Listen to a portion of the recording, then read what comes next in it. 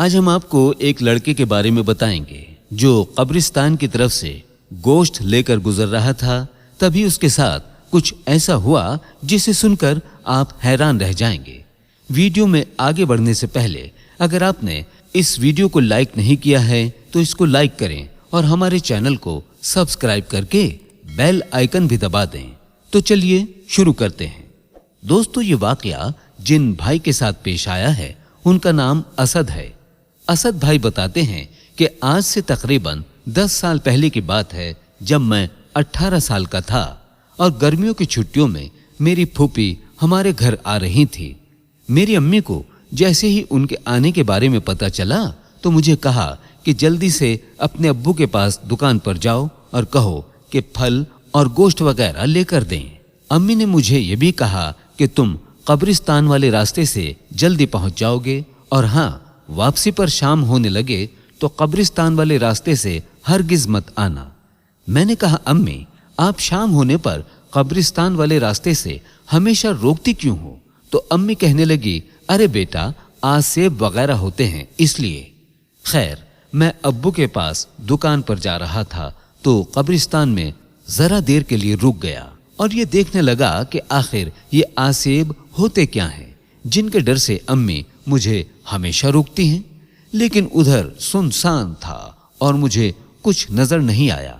इसके बाद मैं अब्बू के पास पहुंचा और कहने लगा, अब्बू फूफी आ रही हैं, अम्मी ने कहा है कि फल और गोश्त वगैरह दिलवा दें।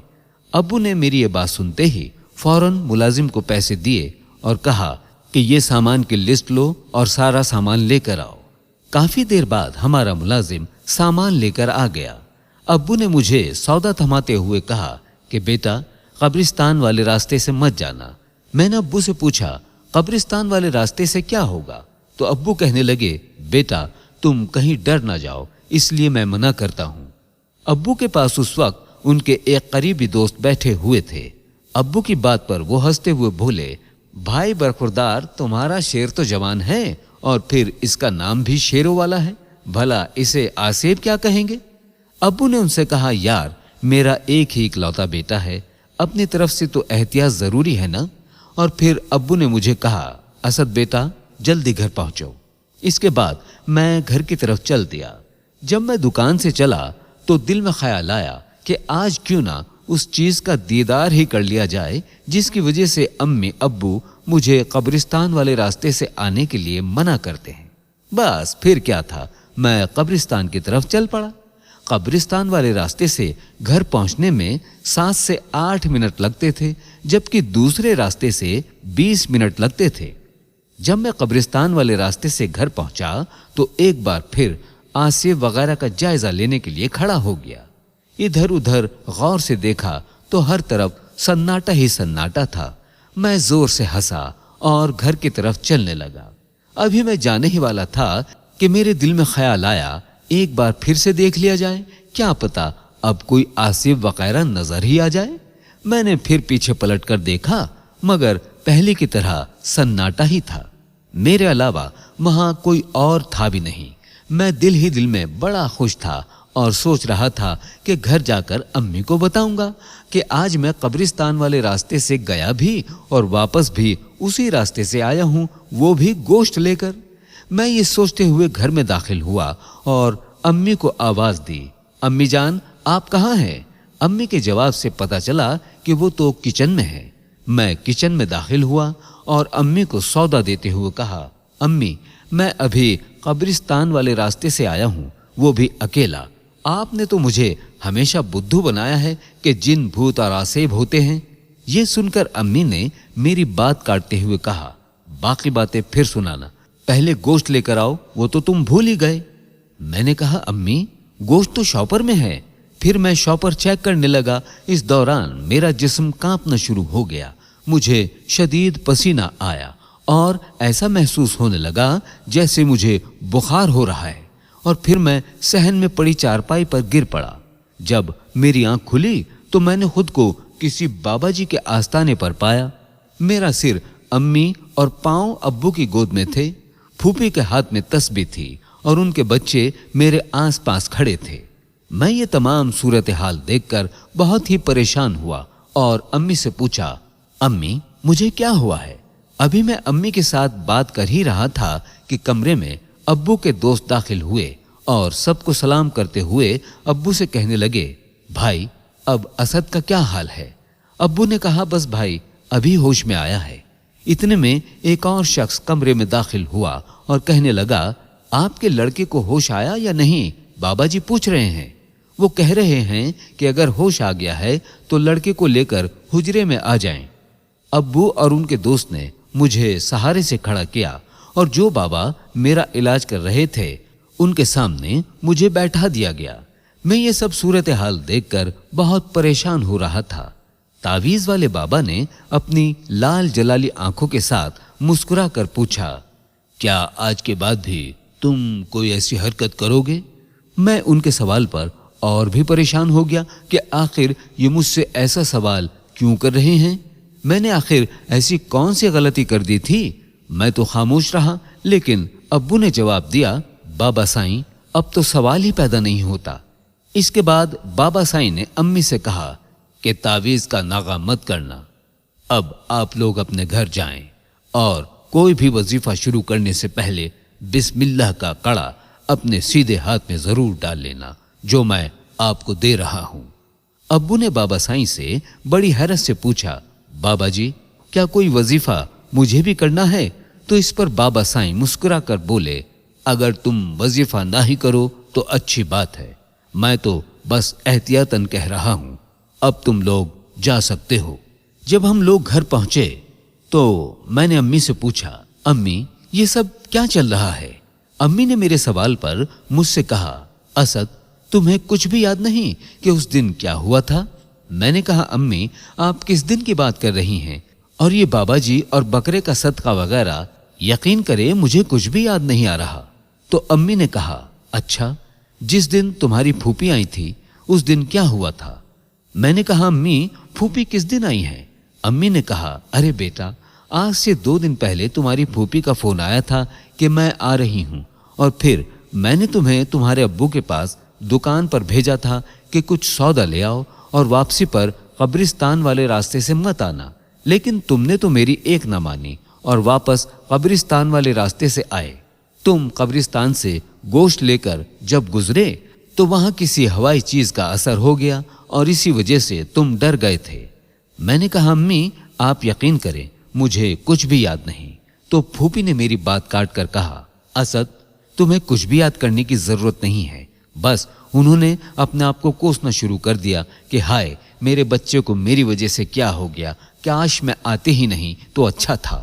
اس پر امی بولی، باجی آپ کی کیا غلطی ہے اس میں؟ بس اللہ کا لاکھ لاکھ شکر ہے کہ میرے بیٹے کی جان بچ گئی۔ 2 دن تک پھوپھی ہمارے پاس رہ کر واپس چلی گئیں۔ اب میرے باہر جانے پر مکمل طور پر پابندی لگ چکی تھی۔ امی ابو میرے معاملے میں بہت محتاط رہنے لگے اور میں بڑا پریشان تھا کہ میرے گلے میں کالی ڈوری اور چمڑے میں تعویذ آخر کیوں ڈالا گیا ہے۔ میرے ساتھ ایسا پہلی بار ہوا تھا۔ خیر گرمیوں کی چھٹیاں ختم ہونے والی تھیں اور پھر جیسے ہی میرا کالج شروع ہوا تو امی نے ابو سے کہا، اب آپ اسد کو سائیکل لا دیں۔ میں یہ بالکل بھی نہیں چاہتی کہ میرا بیٹا اب قبرستان والے راستے سے گزرے۔ بس پھر کیا تھا، دوسرے ہی دن میری سائیکل آ گئی، اپنی تو موج لگ گئی۔ اب میرا کالج لگ چکا تھا اور میرا ذہن بھی فریش ہو گیا تھا۔ ایک دن کالج سے واپسی پر میں ایک کتاب کی دکان پر رک گیا اور کتابیں دیکھنے لگا۔ اس دوران میں نے وہاں پڑھی ایک کتاب دیکھی جس پر لکھا تھا کہ 40 دن میں عامل بنے۔ میں نے کہا، بھائی وہ والی کتاب کتنے کی ہے؟ دکاندار نے کہا کہ 20 روپے کی۔ میں نے 20 روپے دے کر عامل بننے والی کتاب بیگ میں ڈالی اور گھر کی طرف چل پڑا۔ گھر جا کر میں نے اپنے کمرے میں چھپ کر اس کتاب کو پڑھنا شروع کر دیا۔ اس میں لکھا تھا کہ 40 دن میں جن بھوت اور آسیب کو قابو کریں۔ اب میرے دل میں بدلے کی آگ جل رہی تھی کہ جس آسیب کی وجہ سے میری گرمیوں کی چھٹیاں خراب ہوئی اس کو میں ضرور قابو میں کروں گا۔ بس پھر کیا تھا، میں نے عمل شروع کر دیا۔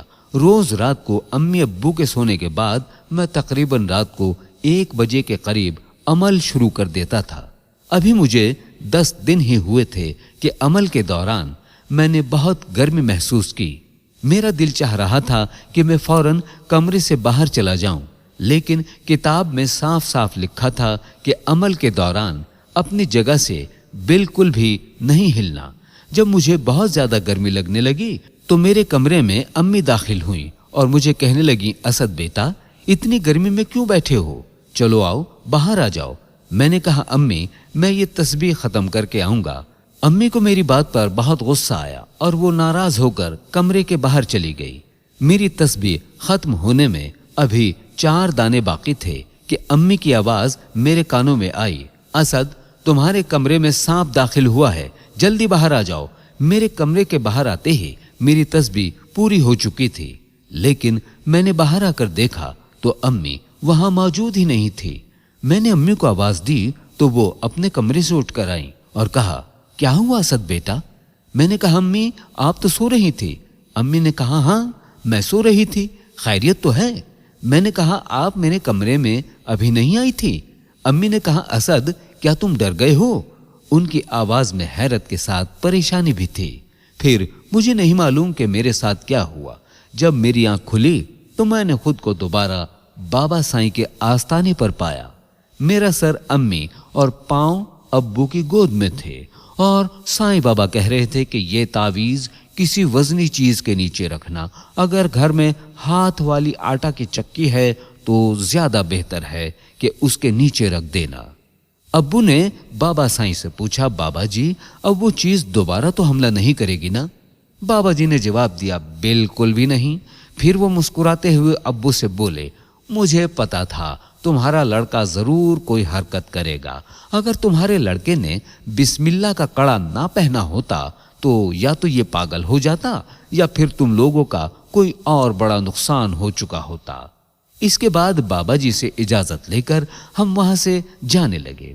अभी हम लोग वहां से निकल ही रहे थे कि बाबा साईं ने अब्बू से कहा, अब ये तावीज खोलकर मत देखना कि इसमें क्या है। बाबा जी की इस बात पर अब्बू ने फौरन मेरी तरफ गुस्से से देखा और मैंने आसमान की तरफ देखकर अल्लाह से हर मुसीबत से आजाद रहने की दुआ की।